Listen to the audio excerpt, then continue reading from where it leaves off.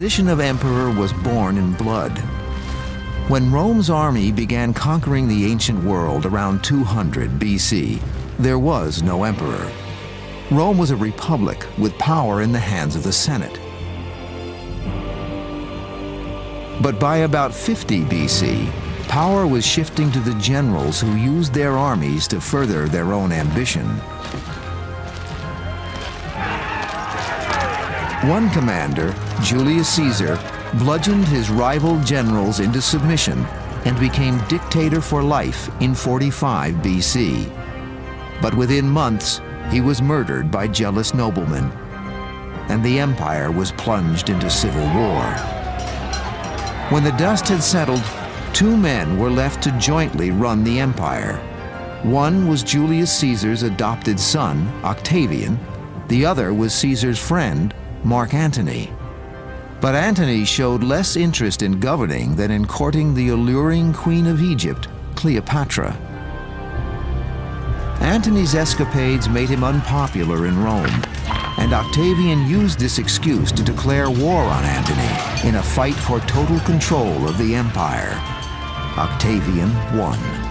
Antony and Cleopatra were forced to commit suicide. Octavian now had absolute power. He took the exalted name of Augustus and became the first emperor of Rome.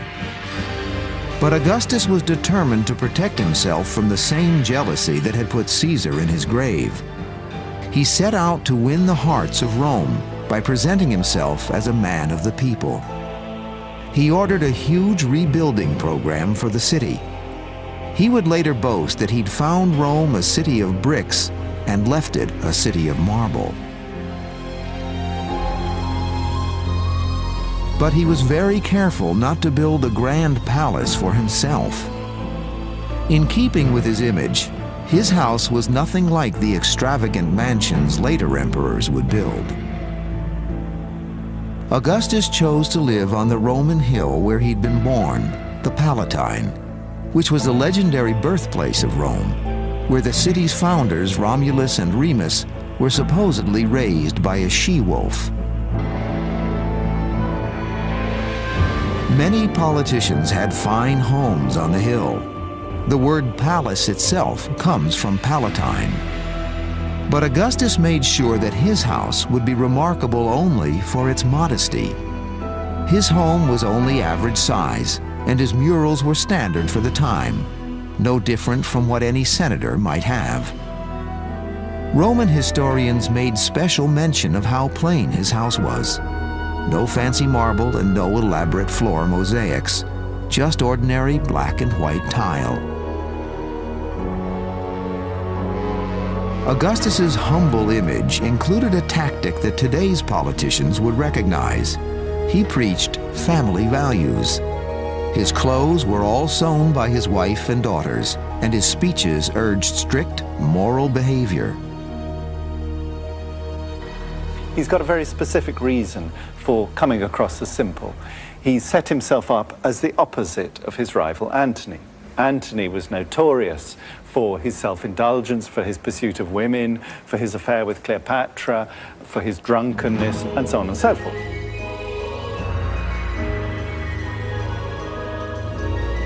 But Augustus's own family failed to live up to the moral standards he preached. They had their own dark secrets. Augustus's own daughter, Julia, publicly disgraced him by holding orgies in the Roman Forum. Augustus banished her to a tiny island, but he himself was less than pure. Augustus was famous for his affairs, and even Antony had once scolded him for it. Why do you object to my sleeping with Cleopatra? What about you? Does it really matter to you where or with whom you perform the sexual act? Letter from Mark Antony. Whatever his morals, Augustus made the role of emperor a permanent one. By strengthening the empire and the army during his 44-year reign, he began a tradition of imperial rule that would last for 4 centuries. And yet his own life would end in a way he least suspected. Because he had no son of his own, he named his wife's son as heir. That was fatal. His wife, Livia, fed Augustus poisoned figs to help speed up her son's inheritance. When we return, Augustus's murder sets off a reign of terror as his son, Tiberius, uses the crown as a passport to depravity and revenge.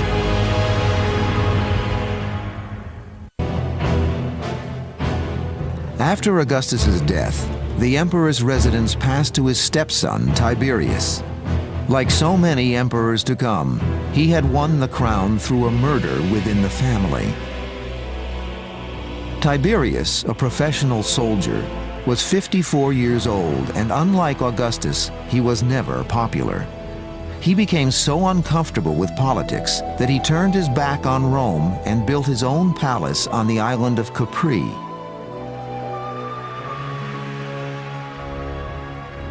The Capri villa, perched above the sea, was aloof and remote like Tiberius himself. Away from the eyes of Rome, Tiberius could indulge himself without restriction. And, as with many emperors to come, one of the main indulgences was feasting. Imperial banquets could involve more than 1,000 guests and a dozen courses. Exotic ingredients were brought in from all over the empire. Dishes might include peacock brains and flamingo tongues. In the best preserved of the emperor's mansions, we can see how grand these banquets must have been. For example, Hadrian's villa near Rome had several dining halls, all intended to impress the visitor. Of course, it doesn't look much like a dining room that we're used to. There were no such things as table and chairs for the upper classes, at least, to dine on. That what they had instead, they had couches. And here you see a semicircular couch.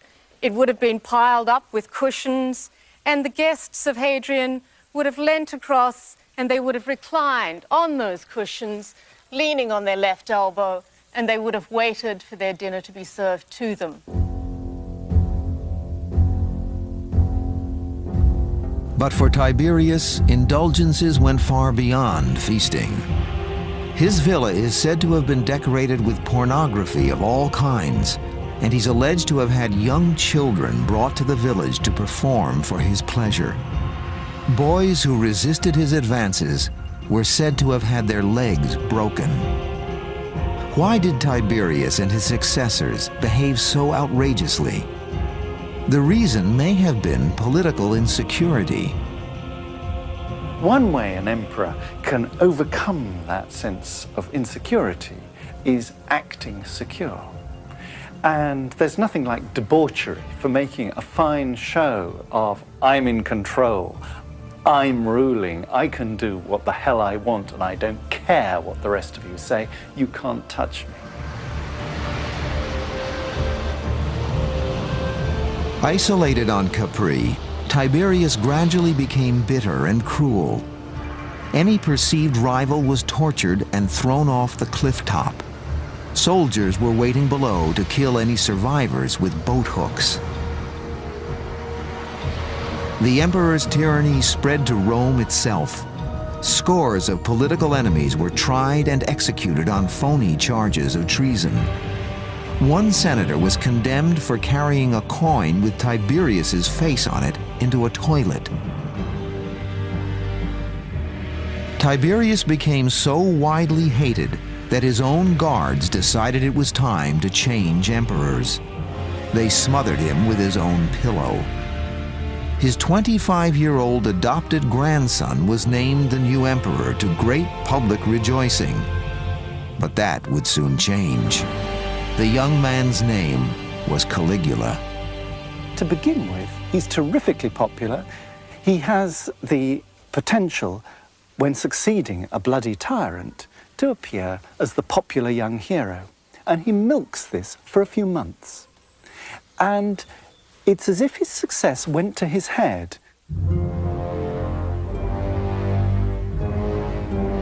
Caligula ended the treason trials and began a public building program. He moved the imperial residence from Capri back to the Palatine mansion, which he expanded, but he found no comfort there. Having seen his mother and 2 brothers executed by Tiberius, he was racked by insomnia and horrific nightmares. He roamed the palace at night, ordering the sun to rise. Soon his own cruel streak emerged, fulfilling Tiberius's warning that he was raising a viper for the Roman people.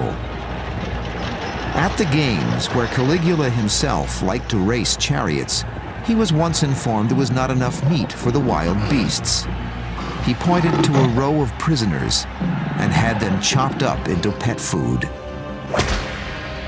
At the palace, he is said to have watched tortures while he was eating, and even had his own father-in-law executed for not showing him enough respect. The palace becomes a place of terror. He has a young man executed, of course, in the presence of his father, and then he invites his father to dinner that evening and forces him to joke. He seizes the wives of his guests at his will. There are descriptions of him picking the most beautiful woman at the table, inviting her into a neighboring room, and then returning, she with her hair all disheveled, and him recounting her various merits to her husband and the diners around.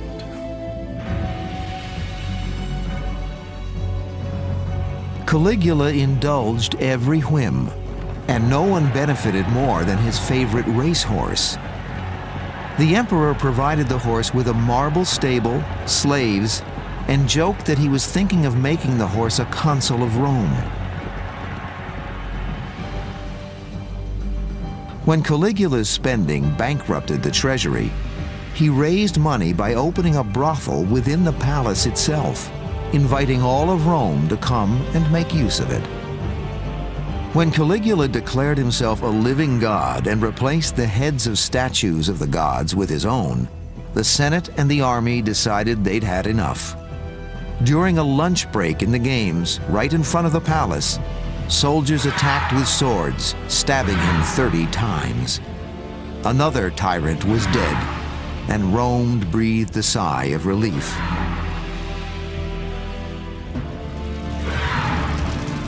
And yet the trail of Roman excess was not over. There would soon be an emperor who would plunge to even lower depths, and may have even destroyed the city of Rome itself. The Emperor Nero.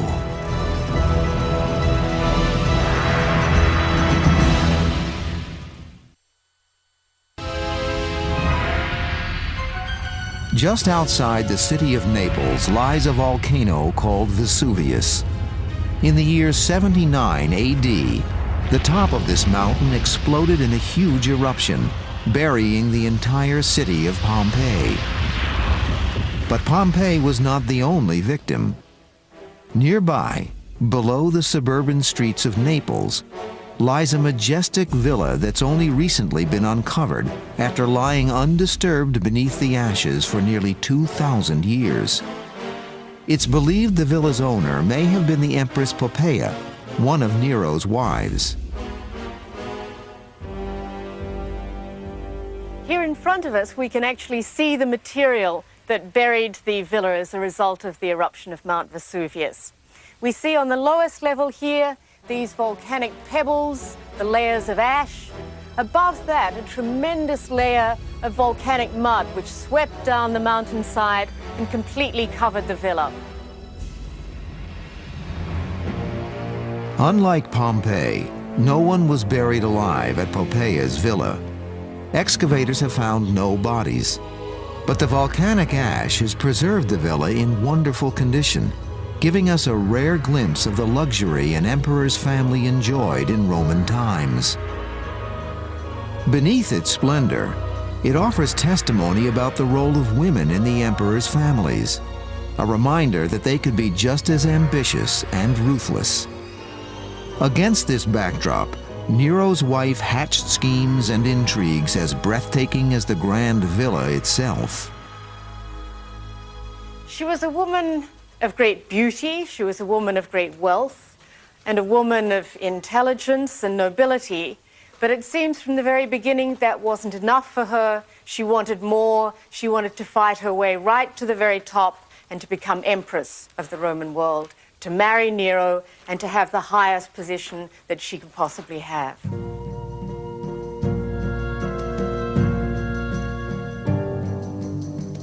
What was Poppeia's plan?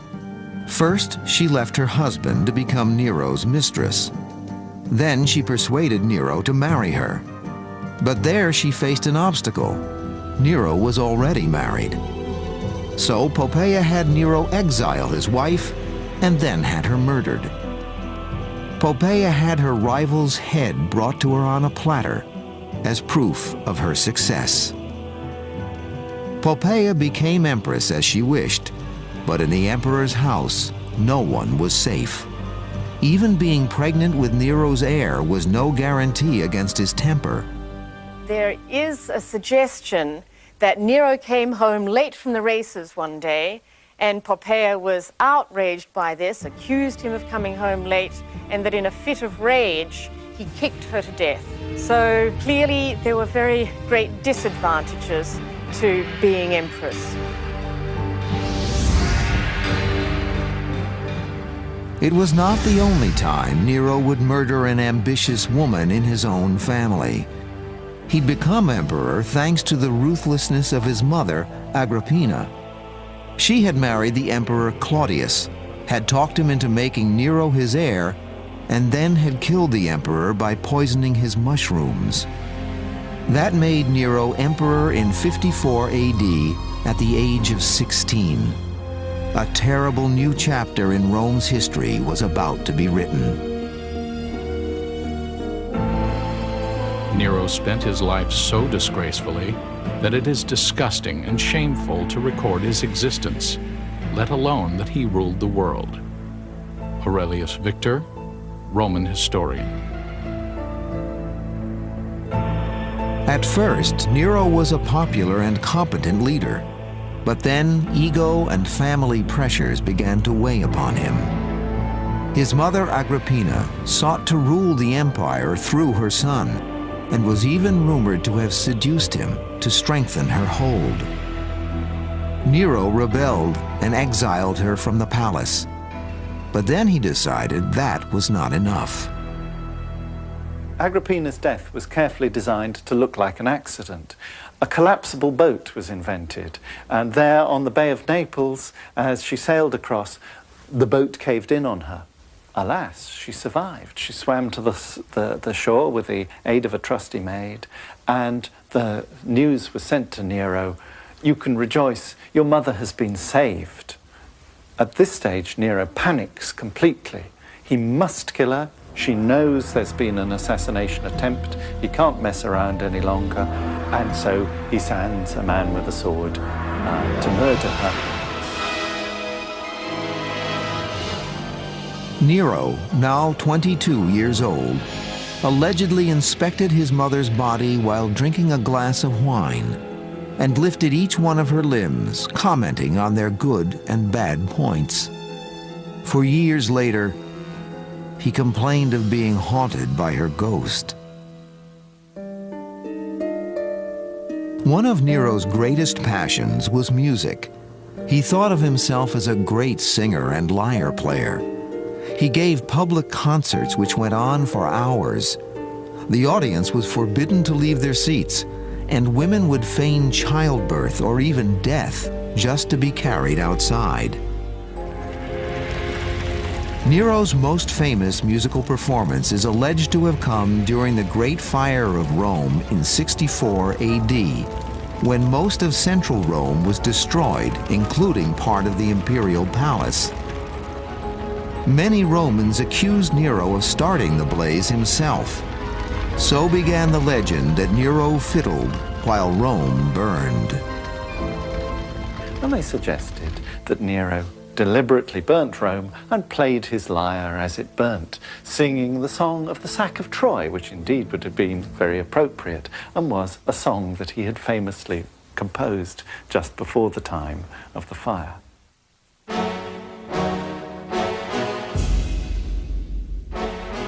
Did Nero set fire to Rome? We can't know for sure, but he did have his motives. The destruction gave him the chance to hand out charity afterwards to improve his waning popularity. And the fire also cleared a space for him to build an enormous new palace. This was his famous Golden House, a mansion that spread right across central Rome and was big enough to contain a statue of Nero 120 feet high. It had corridors a mile long, and its hundreds of rooms contained unprecedented luxury. There was a famous room that imitated the heavens with stars on a dome that circulated throughout the dinner, and the guests would watch the heavens circling, and then they would be sprayed with perfumes, and there would be rose petals floating down as they dined.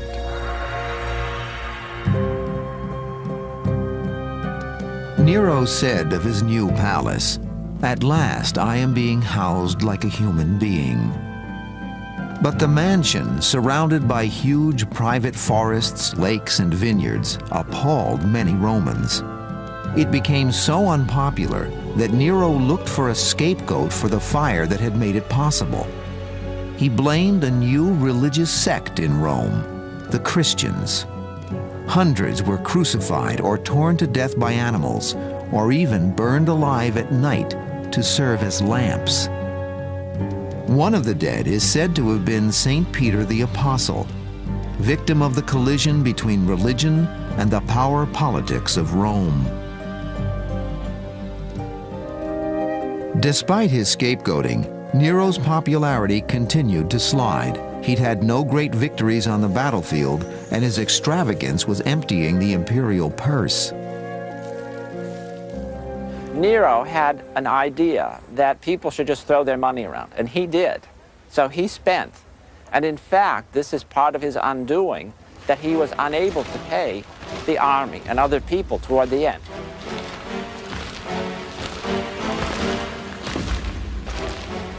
The army began to revolt, and the mood spread.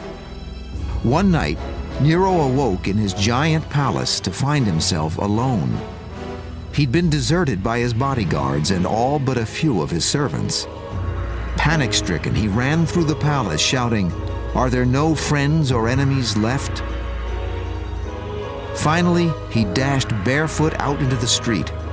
Former slaves took him to a country house to hide, but Nero soon learned that the Senate had sentenced him to be flogged to death. As soldiers approached, he sobbed, "What a great artist the world is losing," and stabbed himself in the neck. He was 30 years old. Later emperors did their best to eradicate Nero's memory. The Golden Palace was torn down, and on the site of his private lake, a public stadium was built, the Colosseum. When we return, we'll enter the world of the supernatural which obsessed the emperors and see how one ruler's paranoia about omens cost him his life.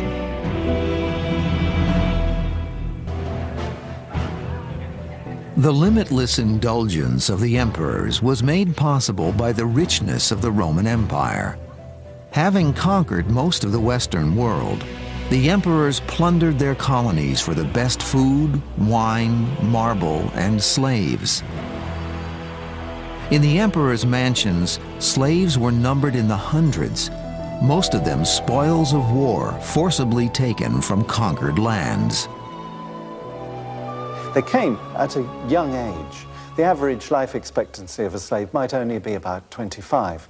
So you bought them at 8 or so, and the first use of a slave in a house is literally as a boy, as a girl, to help with things, but also if they're pretty boys and pretty girls, they act as their masters' or mistresses' sexual favorites. Slaves could be terribly treated.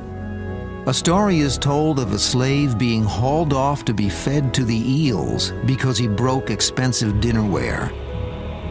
Yet other slaves were so trusted by the emperor that they were made ministers of state. Slaves were confined to their own areas within an emperor's mansion, a separation of the social orders still visible at Poppeia's well-preserved villa near Vesuvius.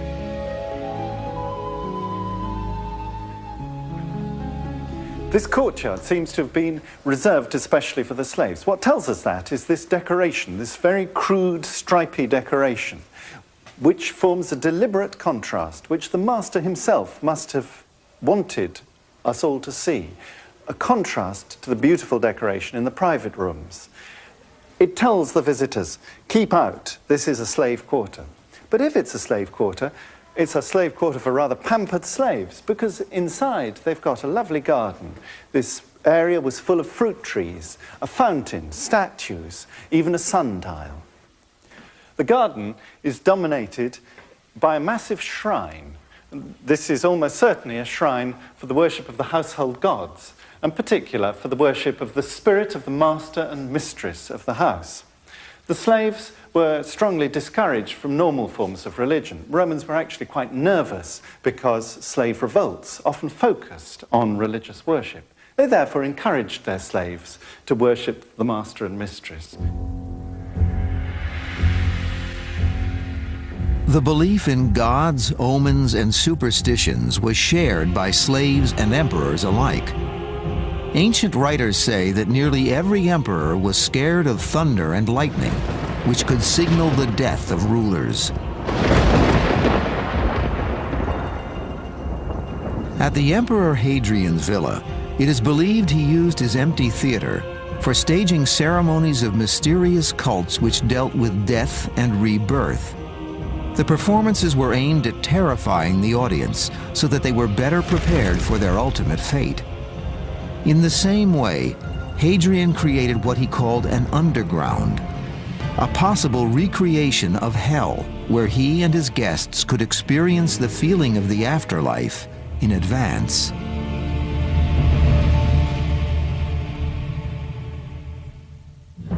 But of all the emperors, none was more superstitious than Domitian, who came to power in 81 AD. Early in life, astrologers had foretold the exact hour and date of his death, and Domitian led the rest of his life in paranoia and insecurity. He already had an inferiority complex because his father, Vespasian, and brother Titus had both been great soldiers and popular emperors. Domitian was also worried about his looks. He was balding rapidly, despite what his official statutes suggested. He wrote a book called The Care of the Hair, in which he said, "How pleasant it is to have good looks, yet how quickly that time passes." How could he overcome his feelings of inadequacy? One way was to build an enormous new palace on Rome's Palatine Hill, described as greater than the pyramids. There was nothing quite like it in the Mediterranean world at that time. This was something incredible that never had been achieved in Greece before, which the Romans often looked to Greece, but we have nothing on this kind of scale or this complexity. An enormous palace tells you about a guy who's trying to look really big. And Domitian, he stood in the shadow of the past, of all the great achievements of the emperors before him, including his own father and his own brother. And Domitian's problem was that the public wouldn't buy him. They wouldn't believe that he was as big as he wanted to be. And everything he did was felt to be a fake. He wasn't even any good at doing the office work. What they said was, Domitian isn't there busy doing his paperwork. He's sitting there stabbing flies. And the joke went around. Is Domitian busy? Is there anyone with him? Not even a fly. So fearful was Domitian of assassination that he had his palace filled with shining marble so that he could see the reflection of anyone approaching him from behind. And his paranoia made him cruel. He had hundreds executed in the name of public morals. When Vestal virgins were found guilty of adultery, he had them buried alive and their lovers beaten to death in the Forum. Domitian, like other emperors before him, directed his reign of terror at the senators, executing many of them. The Senate had once ruled Rome and was jealous of imperial power. They still had some hope or belief that they still might return and be a strong force. And they collected assiduously all of the gossip and all of the dirt that they could get and circulate on the emperors. As the predicted day of his death, September 18th, 96 AD, approached, Domitian's nervousness reached fever pitch, especially when his palace was struck by lightning. Inside the palace itself, his murder was being planned by his servants and his wife, who feared they might be next on Domitian's death list. They knew that Domitian would not relax until the predicted hour of his death, midday, had passed. He paces nervously up and down the corridors of the palace, asking the time. And he is told, midday has just passed. He breathes a sigh of relief and sets off for the bathroom. There a messenger reaches him, saying there's urgent news of an assassination attempt. He goes to his bedroom, and in his bedroom he's reached by the messenger. And it's the messenger who is, of course, the assassin, and stabs him once. Domitian doesn't die easily. He goes to his bed. Under the pillow, he has a dagger. He seizes it and discovers there's no blade. He still won't give up. He struggles with the man, protecting himself with his fingers, which are slashed. But even though his fingers are slashed, he tries to gouge out the eyes of the assassin. And it takes many blows before the tyrant is finally killed.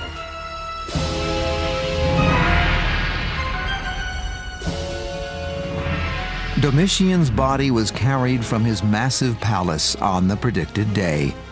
His paranoia and the astrologer had both been proven right.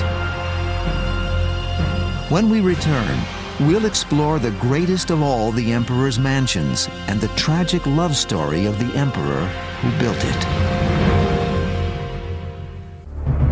Of all the emperors who built great mansions to reflect their own glory, none surpassed the extravagance of Hadrian, who became emperor in 117 AD. His private villa at Tivoli, near Rome, was built on a staggering scale. It occupied 300 acres, making it twice as big as the entire city of Pompeii. It had about 900 rooms, plus theaters, libraries, baths, banquet halls, and even an artificial island where Hadrian could go to retreat from the pressures of being emperor. It seems to me that Hadrian was the sort of man who must have said, one day when I'm emperor, I am going to build the largest villa and I'm going to create my own buildings. I think it's a combination of an enormous ego with a tremendous passion for architecture, which Hadrian clearly had.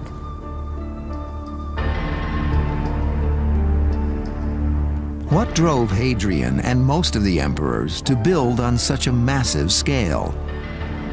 Hadrian had already ordered his soldiers in Britain to build the greatest defensive barrier the Western world had ever seen. Hadrian's Wall, running more than 70 miles from sea to sea. In Rome itself, Hadrian personally directed dozens of building projects, including the restoration of the Pantheon. All the emperors are profoundly concerned with building, because putting up buildings is the most conspicuous way to say, I am here now and I'm in control and you can't get round me.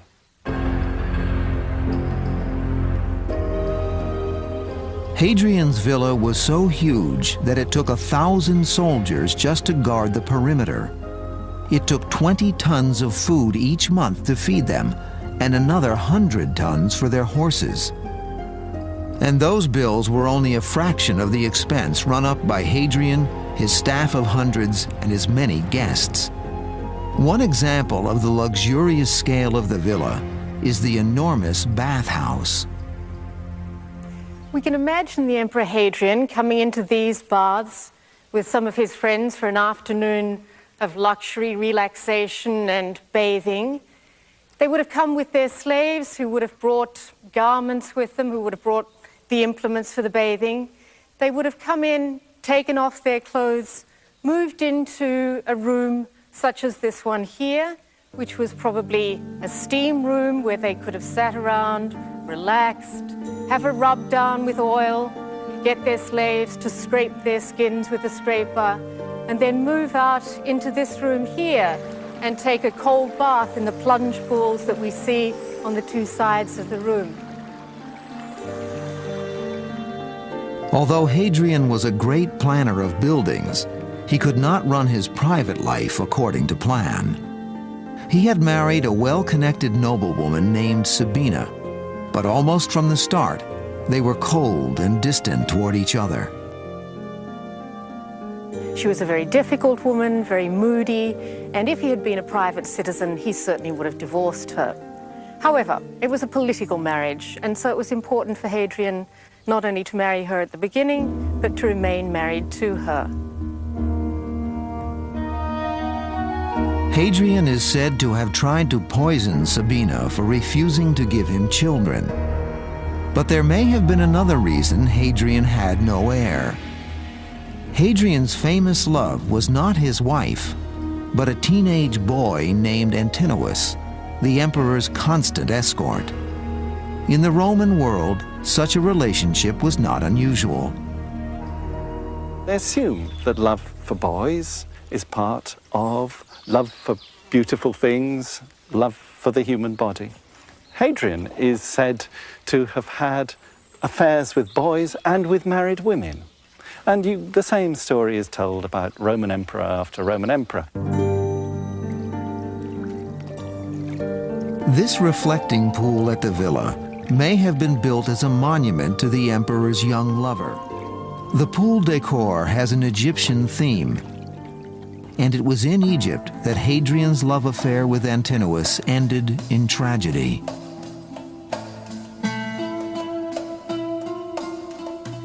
The two had been traveling in the Middle East, and in Libya, Hadrian boasted that he killed a lion with his bare hands to save Antinous. But soon afterwards, while sailing down the Nile with Hadrian, Antinous fell overboard and drowned. According to some stories, he was pushed. Indeed, he was sacrificed in some special rite which would prolong Hadrian's own life by killing a young boy and getting all the power of the young boy into himself. What is certain is that he made an enormous fuss about the death of Antinous, and after his death, the Roman world fills up with statues celebrating Antinous. There is a cult of Antinous. He found cities named after Antinous. So he really wants to display to everyone the importance of his homosexual relationship with young Antinous. They possessed no cranes, power tools, or computers, and yet they were able to engineer the most impressive architectural achievements to ever see the light of day. Join Peter Weller, Egypt, Engineering an Empire, Thursday at 9 on